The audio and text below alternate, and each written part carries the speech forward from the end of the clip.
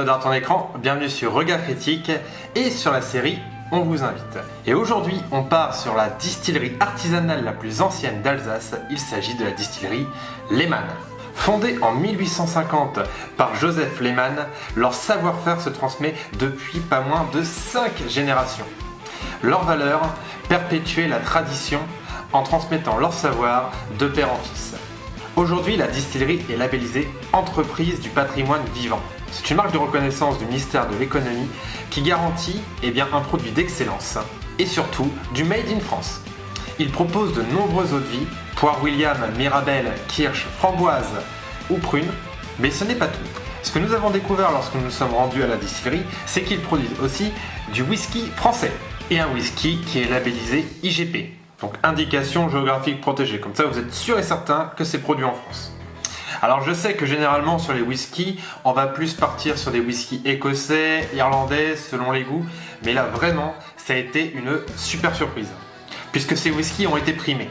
Surtout les Elsass Whisky qui sont des single malt et qui ont un véritable palmarès avec 5 médailles d'or, 2 médailles d'argent et 1 médaille de bronze. Pour ce qui est des gammes de whisky, puisque c'est surtout ça dont je vais vous parler, nous avons le Elsass Whisky Origine, qui est obtenu par une double distillation d'un pur malt d'orge et qui est vieilli en fût de vin de Bordeaux blanc pendant 7 ans.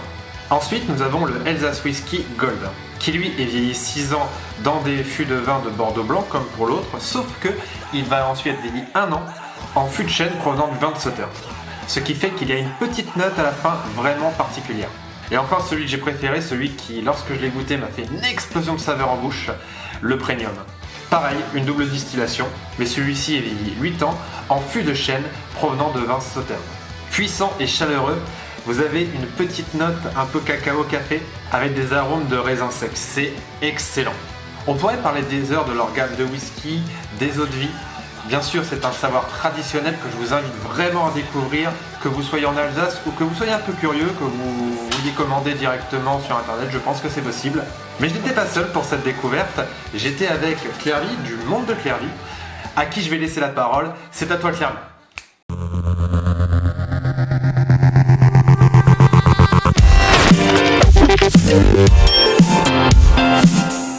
Hello la YouTube sphère. Invité à partager cette vidéo avec mon ami Jérémy de la chaîne Regard Critique, je suis enchantée de pouvoir partager notre visite avec vous, les abonnés, mais également mes petits cochons qui s'aventureront jusqu'ici. Peut-être. Nous sommes partis à l'aventure avec les anciens de la team EPS. À Obernai, en Alsace. Étant une grande amatrice de whisky, mais également mes joyeux comparses, nous avons atterri à la distillerie de whisky Lehmann.